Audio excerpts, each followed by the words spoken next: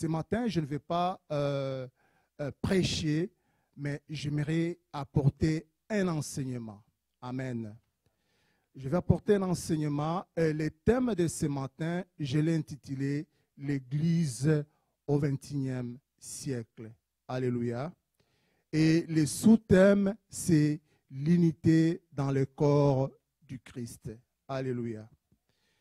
Pourquoi je parlais de l'Église au XXIe siècle et puis je parlais de l'unité dans le corps du Christ? Partout dans le monde, on peut trouver les gens qui s'unissent sur quelque chose. Alléluia.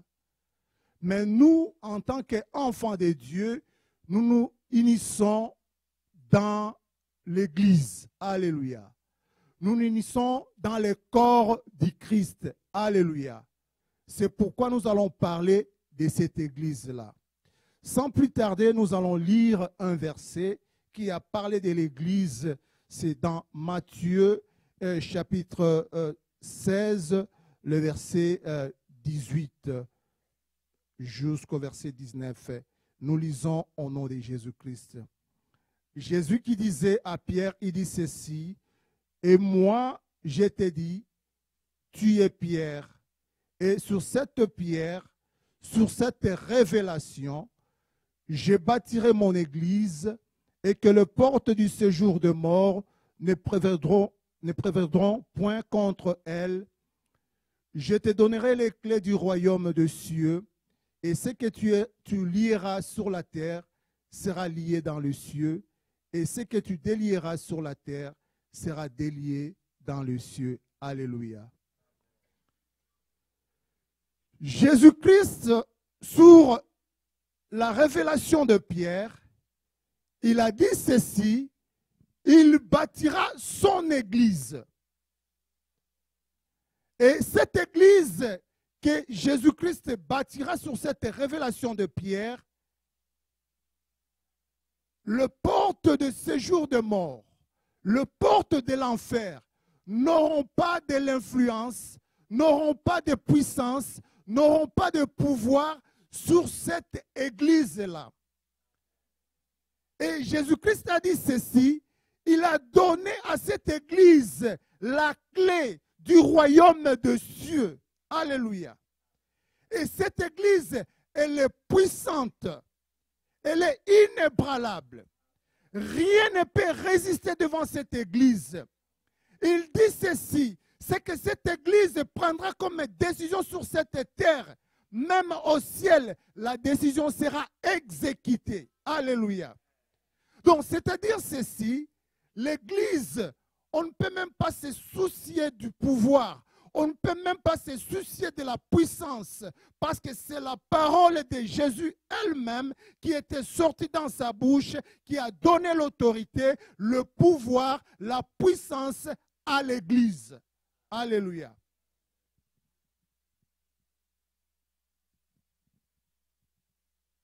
Nous avons 5 points à développer ce matin. Amen. Mais on va aller très vite. Ne pensez pas que 5 points, ça va nous prendre 2 heures. Non, non, on va aller très vite.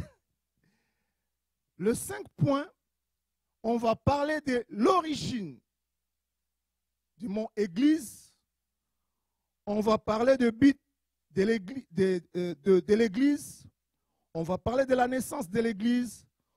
On va parler de l'Église, des relations authentiques qui doivent exister dans l'Église. On va parler aussi, le dernier point, qui est comme notre thème principal, l'Église au XXIe siècle. Parlons de l'origine de l'Église. Le mot Église, son origine. Si vous pouvez prendre un petit crayon, un petit cahier pour noter, parce qu'il y aura beaucoup de choses qu'on ne va pas lire, mais que vous allez noter. Et à la maison, vous pouvez faire comme les disciples de Béret, aller lire. Et s'il y a des questions, n'hésitez pas. Vous pouvez me poser et puis je pourrai vous répondre à cela. Alléluia. L'église, c'est un mot d'origine grecque. En grec, on l'écrit ecclésia, avec des K. En latin, on l'écrit ecclesia avec DC. Alléluia. C'est ça la différence. Étymologiquement, le mot ecclesia, c'est un mot composé avec un préfixe ek. Alléluia. Qui signifie hors de. Amen. Hors de. C'est-à-dire appelé hors de. Amen. Politiquement, le mot ecclésia était utilisé en Athènes. Ils utilisaient ce mot pour dire l'assemblée régulière convoquée pour le citoyen dans la ville. Et on l'appelait aussi comitia. Donc, comitia qui est la constitution ou la réunion ou les assemblées ordinaires juridiques du peuple. Alléluia. C'était ça, ils utilisaient ces mots-là en Athènes. Les Romains, ils utilisaient ces mots-là. Donc, c'était un assemblée, les gens qui étaient appelés à se réunir à côté pour décider de la ville ou de l'avenir de la cité d'Athènes. Alléluia. Mais voyons un exemple biblique qui parle de les gens qui sont appelés en dehors d'eux. En Genèse, le chapitre 12, le verset 1, l'Éternel dit à Abraham, va-t'en de ton pays, va-t'en de ta patrie et de la maison de ton père, et va dans le pays où je te montrerai. Alléluia.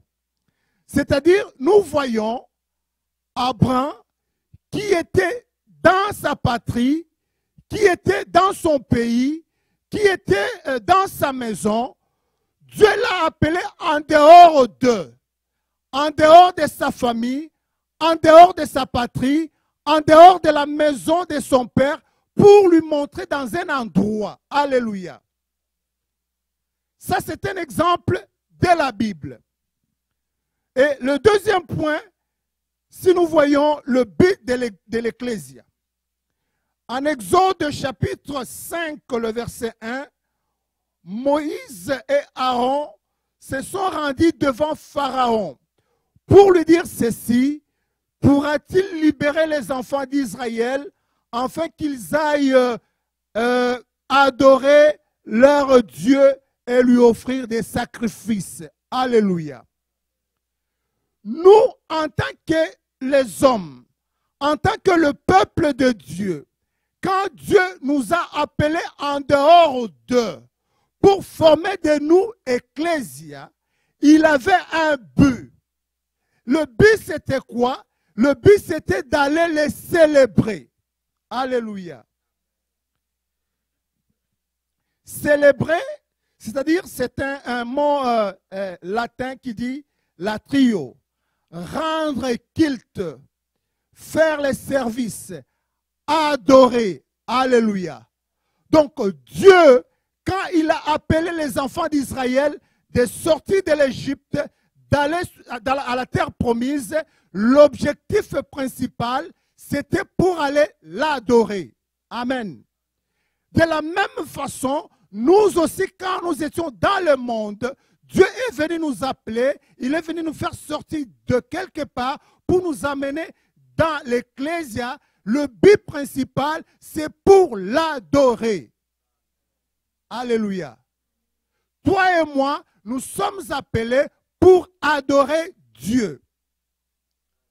Même quand Dieu avait créé Adam, il avait placé dans le jardin d'Éden, le but principal que Dieu avait placé Adam dans le jardin d'Éden, c'était pour l'adorer. Amen.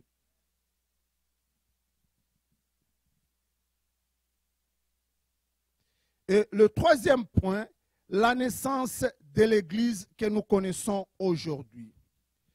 Si nous lisons dans Actes chapitre 2, c'est un long verset. Ça se termine au verset 47 du premier verset au verset 47, vous allez voir que il y avait l'effusion du Saint-Esprit. Alléluia. Les disciples ou les apôtres qui étaient cachés, Dieu a répandu son esprit sur eux. Ils sont sortis, ils ont pris la parole, ils ont commencé à parler. C'était là la naissance de l'Église. Et si nous lisons dans la Bible, vous allez voir dans les commentaires ou dans les titres, vous allez voir, on écrit souvent l'Église primitive. Alléluia. Vous allez voir comment est-ce que le Saint-Esprit s'était déversé sur les apôtres et les apôtres ont commencé à prendre la parole, ils ont commencé à parler. Et les gens qui venaient de partout, les gens qui sont venus de l'Éthiopie, les gens qui sont venus de n'importe quel pays, ils étaient là, ils écoutaient ces apôtres-là parler dans leur propre langue. Alors, en ce moment-là, la plupart se sont demandé, ils sont partis demander à Pierre, que ferons-nous? Et Pierre les a dit de se repentir. Et en ce moment-là, la plupart se sont repentis. Et vous allez voir que non, la présence de Dieu était au milieu d'eux. Ces gens-là vivaient dans l'harmonie. Ces gens-là vivaient dans l'unité. Et la manifestation du Saint-Esprit était avec eux. La puissance était avec eux. Le nombre de gens augmentait du jour au jour. Alléluia. Ça, c'était la naissance de l'Église. Et le quatrième point, nous allons voir, c'est l'Église doit être un endroit de relations authentiques. Alléluia. Là, il y a plusieurs choses que je vais parler sur ça.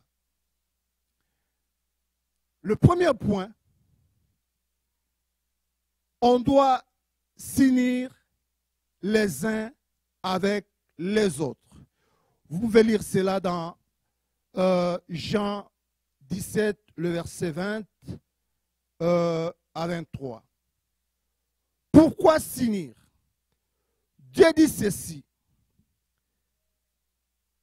Ce n'est pas pour eux seulement que je prie, mais encore pour ceux qui croiront en moi par leur parole, afin que tous soient un, comme toi, Père, tu es en moi, comme je suis en toi, afin qu'eux aussi soient un en nous, pour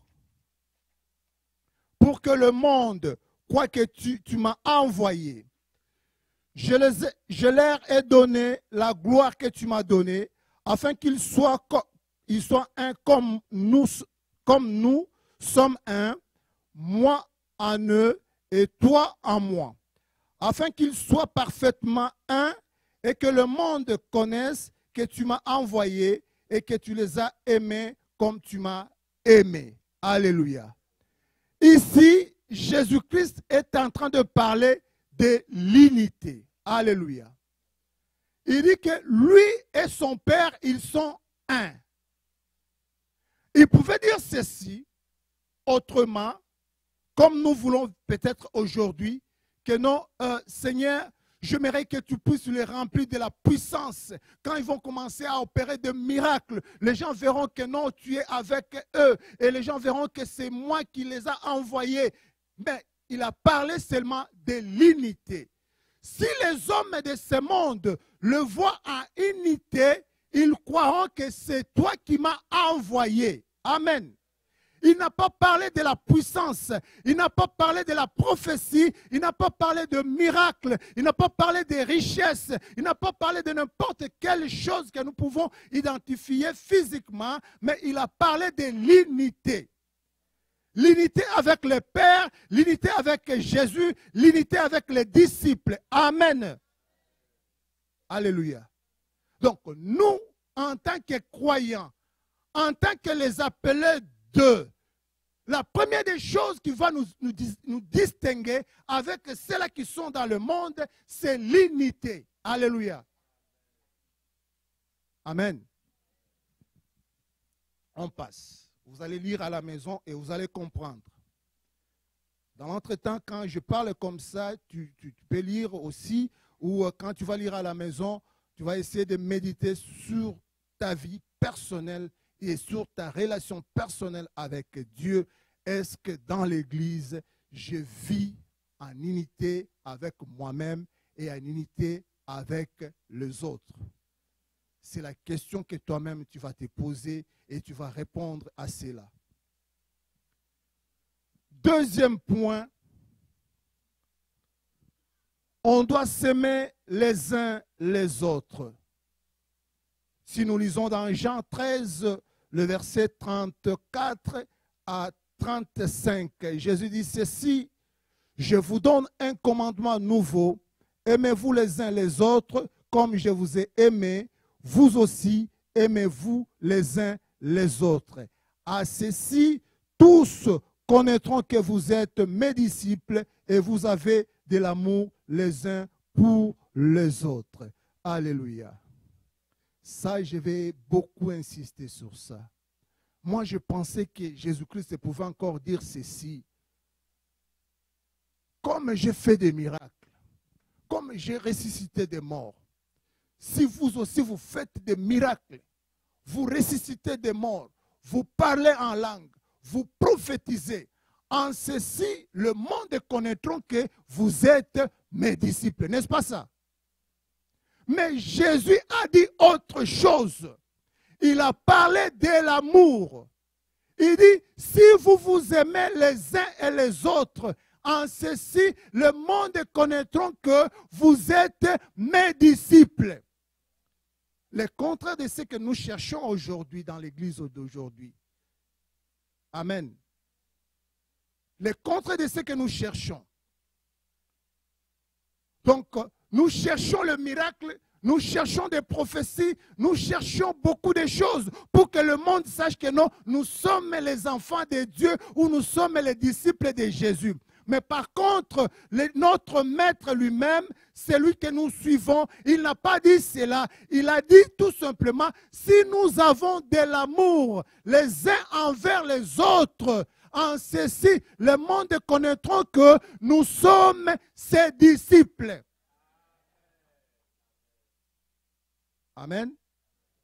Nous sommes ecclésia, c'est-à-dire nous sommes les gens appelés en dehors d'eux. Et nous devons nous distinguer avec le monde. Et le monde, ce qui manque dans le monde, c'est l'amour. Et Jésus-Christ savait cela. La puissance, même dans le monde, il y a la puissance. Le diable est puissant, mais Dieu est tout puissant. Alléluia. C'est-à-dire que dans le monde, il y a la puissance. Dans le monde, il y a le miracle. Dans le monde, il y a des prophéties. Alléluia. Dans le monde, il y a toutes choses. La magie, tout, on peut dire tout ce qu'on peut parler là-bas. Mais ce sont les choses qui sont surnaturelles. Le miracle, c'est quelque chose qui est de surnaturel. La prophétie, c'est quelque chose que tu prédiques ou tu parles de quelque chose peut-être qui est arrivé ou qui va arriver ou quelque chose que Dieu va faire ou quelque chose que la personne n'est pas au courant de ça. Mais tu vas voir que même dans le monde, il y a des devins, il y a des marabouts, il y a, je ne sais pas, des charlatans qui peuvent parler de ta future ou de ton passé. Alléluia. Mais Jésus savait cela. C'est pourquoi il a dit ceci. Si vous avez l'amour les uns envers les autres, vous serez distingués de ce monde et vous serez reconnus comme mes disciples. Alléluia. Et c'est à toi maintenant de juger. Est-ce que lorsque tu es en dehors d'eux, tu es ecclésia, est-ce que tu as de l'amour envers ton prochain? Tu vas répondre à toi-même à cette question-là. Troisième, on doit prendre soin les uns les autres. Dans 1 Corinthiens chapitre 12, le verset 25. Quatrième, on doit s'accueillir. Si vous écrivez, si je suis rapide, vous pouvez me stopper. Quatrième, on doit s'accueillir les uns les autres. Romains chapitre 15, le verset 7. Et Romains aussi, chapitre 14, le verset 1. Cinquième, on doit se supporter les uns les autres. Éphésiens, chapitre 4, le verset 2. Colossiens, chapitre 3, le verset 13. Sixième, on doit s'édifier les uns les autres. Sixième, on doit s'édifier les uns les autres. Romains chapitre 14, le verset 19, 1 Thessaloniciens chapitre 5, le verset 11. Septième, on doit se consoler les uns les autres. 1 Thessaloniciens chapitre 4, le verset 18. 8, on doit s'instruire les uns les autres. Colossiens chapitre 3, le verset 16. 9, on doit s'exhorter les uns les autres. Hébreux chapitre 3, le verset 16. Et Colossiens aussi, chapitre 3, le verset 16. Dixième, on doit se porter le fardeau les uns les autres. Galates 6, le verset 2. Onzième, on doit prier pour les uns et pour les autres. Jacques chapitre 5, le verset 16. 12, on doit s'entretenir les uns les autres. Éphésiens 5, 19. 13, on doit se servir les uns les autres. Galates 5, 3. Romains 12, 3. Jean 13, 14.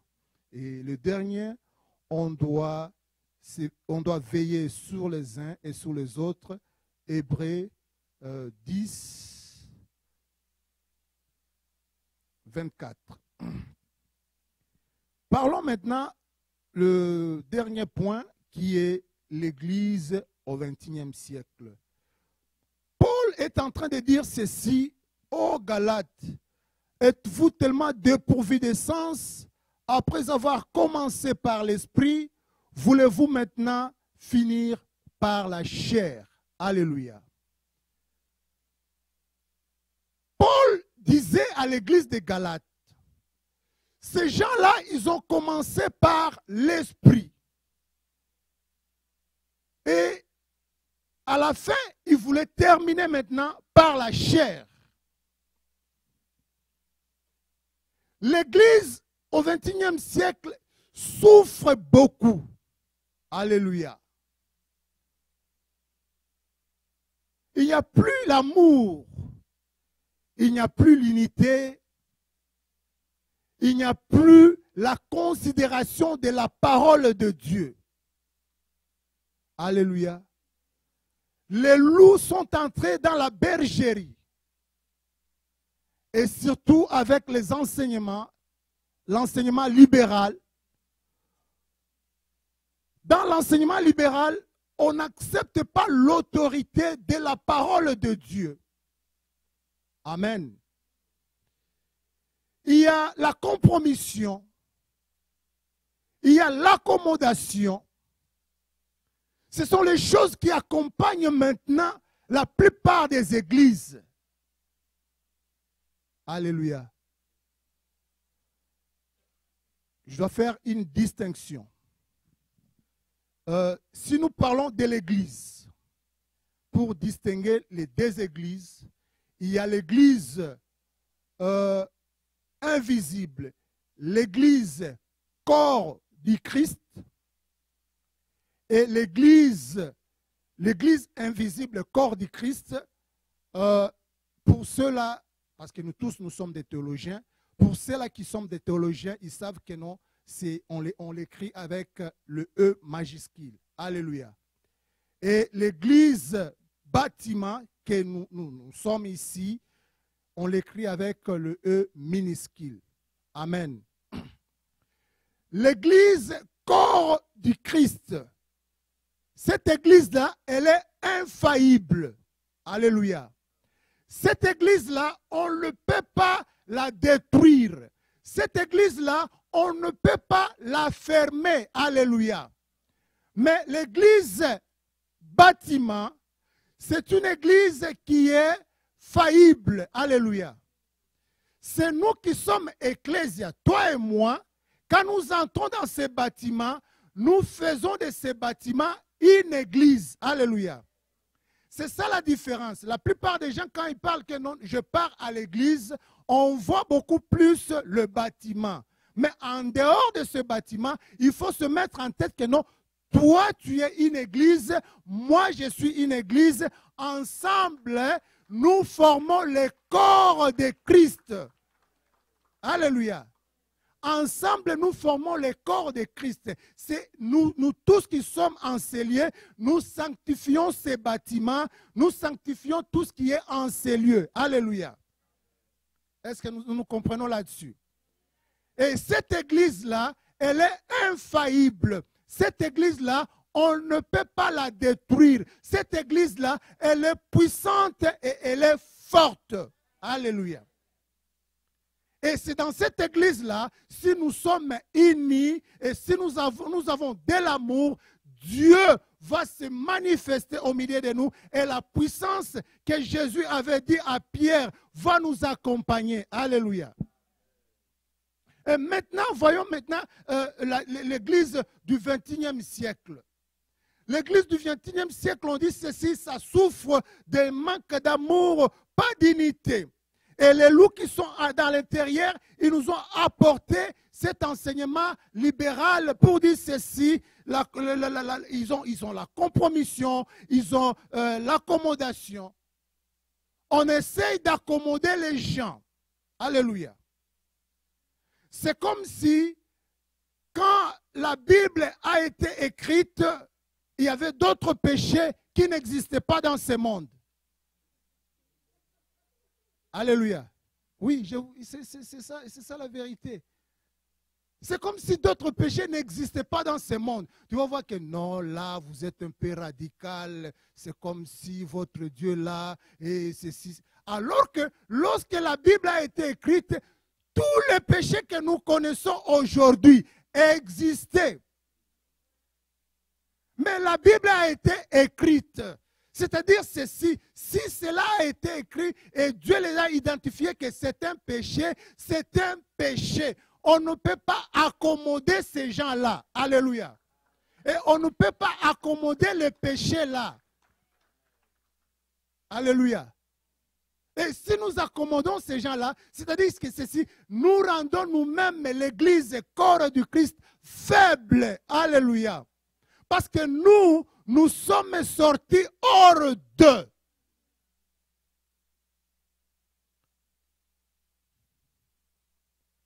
Dans l'église d'aujourd'hui, il y a la politique, dans le vrai sens du mot. La politique en soi n'est pas quelque chose de mauvais. Parce que dans toutes nos familles, nous essayons de faire la politique. Alléluia. Parce que la politique, c'est l'art de gérer la cité. Alléluia. Et quand je gère ma famille, je gère ma femme, je gère mes enfants, ma femme gère tout ce qui est comme budget, elle gère tout ce qui est, elle fait la politique. On essaie de faire des prévisions. Qu'est-ce que nous allons faire dans 2 mois? Qu'est-ce que nous allons faire pour ceci? Qu'est-ce que nous allons faire pour cela? En essayant de résoudre les problèmes qui sont dans notre foyer. Et même dans l'église, pour gérer l'église, on doit faire la gestion de l'église, la politique, dans le bon sens. Alléluia. Pourquoi les politiciens de ce monde sont toujours dans des sciences occultes? Parce qu'ils cherchent quelque chose de surnaturel pour diriger un être humain. Diriger un être humain, ce n'est pas facile. Ce n'est pas un robot que tu vas programmer et tu viens ceci, tu lui commandes et puis il obéit. Alléluia. L'être humain est tellement compliqué à gérer. Amen. Toi, tu peux penser que non, ce que tu lui donnes, c'est bon, mais lui, il te dit que non, ça, ce n'est pas bon. Alléluia. Comme je travaille au CLC, souvent tu vas voir, ah non, mais je travaille dans le département de gériatrie, donc là où on gère des vieillards. Tu vas voir peut-être que non, les infirmiers qui sont partis, sont en domicile, ils rentrent comme ça, ils disent, ah mais, bon, dans les Québécois, il a chiolé, il avait dit ceci, il avait tout ça. Ben, ils demandent plus. Alléluia. On leur a donné un service, mais peut-être ils demandent plus. Plus que ça. Mais moi, je rentre maintenant dans mon pays, là où il n'y a rien, là où le gouvernement ne te connaît même pas, là où tout ça. Tu vas voir que non, là, il n'y a personne qui se plaint. Donc, c'est comme ça. Tu es malade, tu ne sais même pas, tu vas aller où?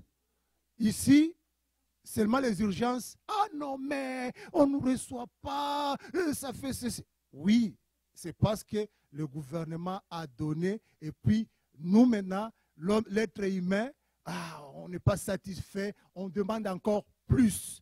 Mais là où on ne donne absolument rien, les gens ne réclament rien. Alléluia.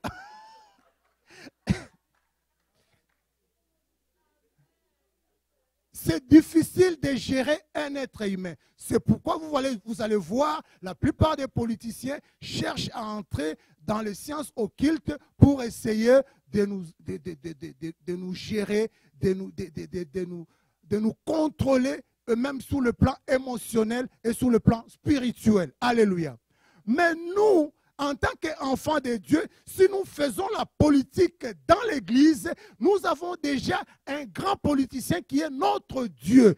Lui, il nous a déjà donné la capacité, la sagesse, l'intelligence de gérer son peuple, de gérer nos relations, de gérer tout ce qui est au milieu de nous. Alors, on n'a pas besoin d'emprunter les méthodes de politique du monde pour les amener dans l'Église. Alléluia. Mais aujourd'hui, l'Église d'aujourd'hui souffre de ça. Nous sommes les gens appelés en dehors d'eux. C'est-à-dire, Dieu nous a appelés en dehors du monde. Mais aujourd'hui, si vous allez voir, il y a la confusion. Si on cherche l'Église, on la trouve dans le monde. Et si on cherche le monde, on le trouve le monde dans l'Église. Alléluia. Mais or, nous sommes appelés en dehors du monde. C'est-à-dire qu'il y a des habitudes, il y a des comportements, il y a des actes, il y a des façons de voir du monde. Nous, on ne peut pas les trouver parce que nous sommes ecclésia. Tu es ecclésia. On ne peut pas trouver ce qui se passe dans le monde, le langage du monde, le comportement du monde ne peut pas se retrouver dans l'Église. C'est-à-dire, ça ne peut pas se retrouver en toi, ça ne peut pas se retrouver en moi. Mais dans tout cela, qu'est-ce qui va faire la différence? C'est l'amour. Si tu m'aimes d'un amour sincère, tu vas te comporter envers moi avec sincérité. S'il y a quelque chose que tu vois qui ne marche pas en moi, tu vas venir en moi, tu vas venir auprès de moi et me parler avec amour. Si tu vois que non, il y a quelque chose qui ne fonctionne pas dans tel ou tel frère, non, tu n'as pas besoin d'aller parler cela en dehors. Non, c'est ton frère dans l'ecclésia. Donc tu vas aller le voir. Frère, regarde ce que tu fais, ce n'est pas bien. Selon la parole de Dieu, nous sommes les disciples de Jésus. Jésus nous a fait sortir du monde. Il nous a amenés ici pour que nous soyons la référence du monde. Nous sommes la référence du monde bien-aimé. Le monde doit regarder sur l'Ecclésia, doit regarder sur les chrétiens et voir Jésus-Christ en nous. Il ne faut pas que quand le monde te regarde, il voit Justin Trudeau en toi. Non. Alléluia. Oui, parce que quand tu es un bon politicien, il dit non, Justin Trudeau c'est un fin politicien. Oui, mais il voit Justin Trudeau en toi. Amen. Mais il faut que quand le monde nous regarde, il sait non, non, non. Là, ce sont les gens vraiment mis à part. Quand Quand les gens crient l'inflation, l'inflation, mais nous nous sommes mis à part. Nous ne sommes pas dans le monde. On doit parler un autre langage. Oui, l'inflation est là.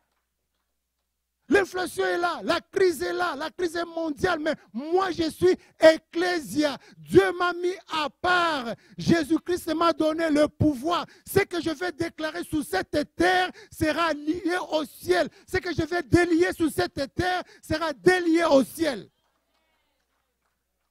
Alléluia. Bien-aimés, nous avons le pouvoir. Nous avons la puissance. Nous avons l'autorité, mais ce qui nous manque, c'est ce que Jésus-Christ avait dit. S'il voit l'unité en nous, s'il voit l'amour en nous, ces gens-là vont venir vers nous. Pour que nous soyons vraiment distingués de ce monde, il faut réellement qu'il y ait l'amour. C'est dans l'amour que nous pouvons nous soutenir. C'est dans l'amour que nous pouvons nous exhorter. C'est dans l'amour que nous pouvons nous pardonner. C'est dans l'amour que nous pouvons faire toutes les bonnes choses. Tu es PDG, tu as une connexion d'un emploi quelque part. Tu vois ton frère, tu vois ta sœur en train de souffrir. Tu dis non, non, non, non, non, je ne peux pas le laisser comme ça. Je peux l'amener là-bas. Dans l'ecclésia, il n'y a pas de juifs, il n'y a pas de païens, il n'y a pas de romains, il n'y a pas des esclaves, il n'y a pas de libres. Nous tous, nous sommes enfants de Dieu. Alléluia. Un jour, j'étais quelque part. Moi et ma femme, on était quelque part dans une église. Nous sommes arrivés là-bas. Et ils avaient reçu le message. Dieu leur a dit que non, il y aura 3 personnes qui vont venir dans l'église. Et quand ces personnes-là vont venir dans cette église-là, il y aura un grand réveil dans cette église. Alléluia. Et quand Dieu parle, il y a des choses qu'il ne donne pas avec des détails.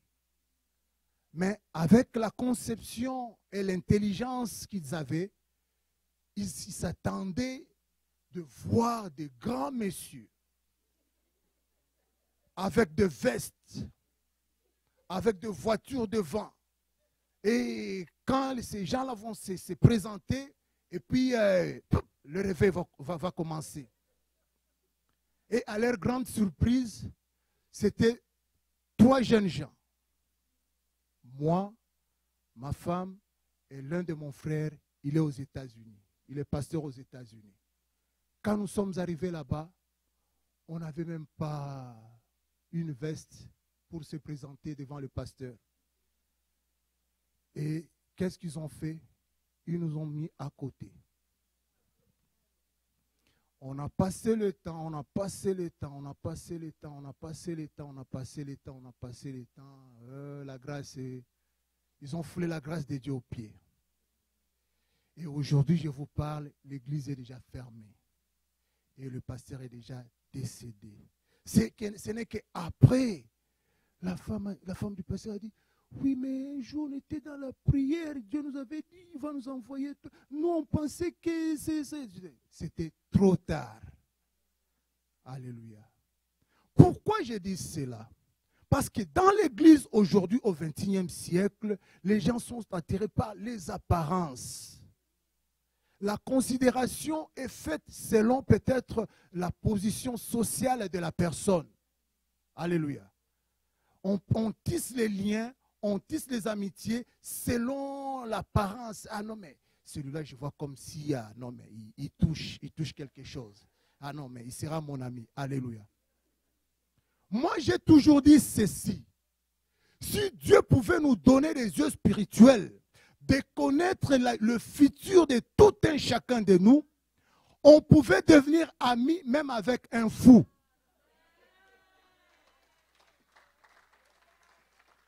Alléluia. Donc on pouvait tisser les amitiés même avec un fou, parce que tu as déjà vu le futur de ce fou-là, qu'il sera guéri, il sera peut-être directeur, il sera ceci, il sera cela. Alléluia. Mais comme Dieu est tellement souverain, il nous cache le futur de tout un chacun de nous. C'est que je pourrais vous demander, mon église, l'église de Dieu, ayez de l'amour envers les uns et les autres. Et marchons dans l'unité et Dieu va nous bénir. On va se tenir debout.